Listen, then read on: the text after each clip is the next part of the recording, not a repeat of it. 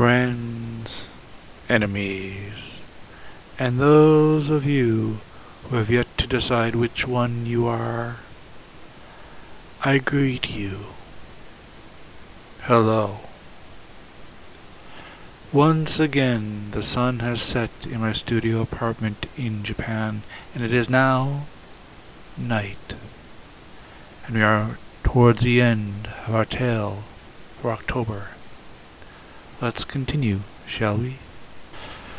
To recap our story, we are talking about the significance of 24-hour restaurants and diners, and how they are open even in the dead of night. As such, one particular fall season, I had found myself visiting Tokyo. While I was there, I had a case of insomnia where I visited such an establishment where I met two aggressively annoying people. Later on in the morning, while having breakfast at the same restaurant, a person came up to me rather distraught, having met the same people but not as unscathed as I had. Now, let us continue.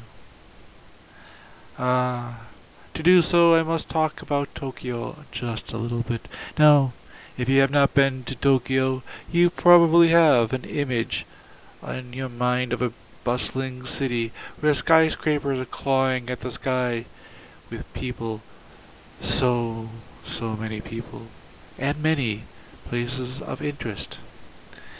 If that is your image, you would be correct. While I was visiting Tokyo, I became so busy that I didn't get a chance to stop for a proper lunch. In fact, I decided to go for a quick rice bowl from the convenience store. Not enough to fill my stomach, mind you, but enough to keep me going. That is until about 6 in the evening. I found myself unable to move, too hungry to do anything, too tired and exhausted, and my arms carrying too many bags. So, I figured not to be picky. I chose the first all-night diner that I could find. Instead of a nice expensive restaurant, I wanted to save a little extra money because I had spent most of my money shopping. Now, I should note that this particular restaurant just happened to be not the same restaurant from my last two entries. Now, this will be important. Just bear with me. Now, I sat down, and since I knew of this restaurant's menu before, I quickly ordered without much of a second look at the menu, and as I was waiting at the table assigned to me, I noticed something wedged between the menu holder and the napkin holder. Confused and curious, I dug it out, and when I found it, I was, for a moment, speechless. You see, unless my memory failed me, or I was completely mistaken, or it was a copy, the item just happened to be the same ruby that I had seen the night before. The same ruby that two gentlemen, and I use that term loosely, demanded me to give ownership rights to one or the other, which I refused. This was the same, but how and why did it end up in this place instead of the other restaurant? As I was waiting for my order to arrive, I looked deeply into this ruby, curious and curious. It seemed to have gained more depth than when I first saw it. As I looked upon it, I could almost see. No, could I? Even now I doubt my memory, but it seemed like I saw a figure inside the ruby. Not a reflection, and not a miniature person, but a little hazy image. Hazy and without detail. At least that's what I think I saw. Stranger still, I seem to have images of places floating in my head.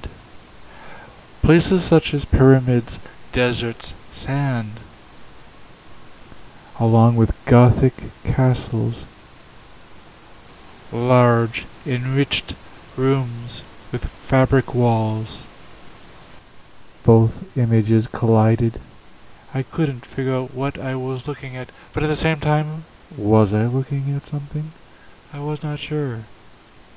As these images continued to float throughout my brain, I got a sense of dread that quickly developed in both scenes, merging into one, as if one was destroying the other, but they couldn't do so, so they merged.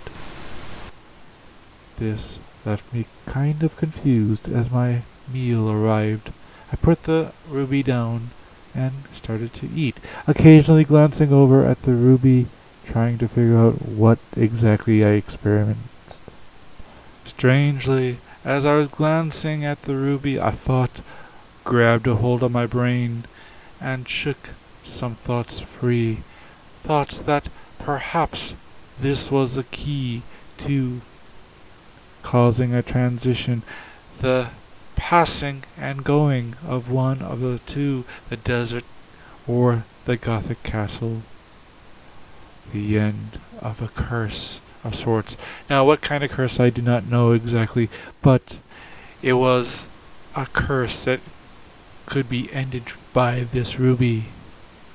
Fortunately, or unfortunately, I do not have a Gothic castle of such magnitude, nor have I ever been to much of a desert or pyramids. So, having one or the other ending each other or being ended never really meant much to me, so I put the ruby back in its hiding place, paid my bill, and left. And that, I believed, was that. Until next time, where I'll have the afterthought towards this story. I'm going to end now. A quick reminder that I do have a Patreon account. If you feel like throwing money at me, that would be appreciated, especially now.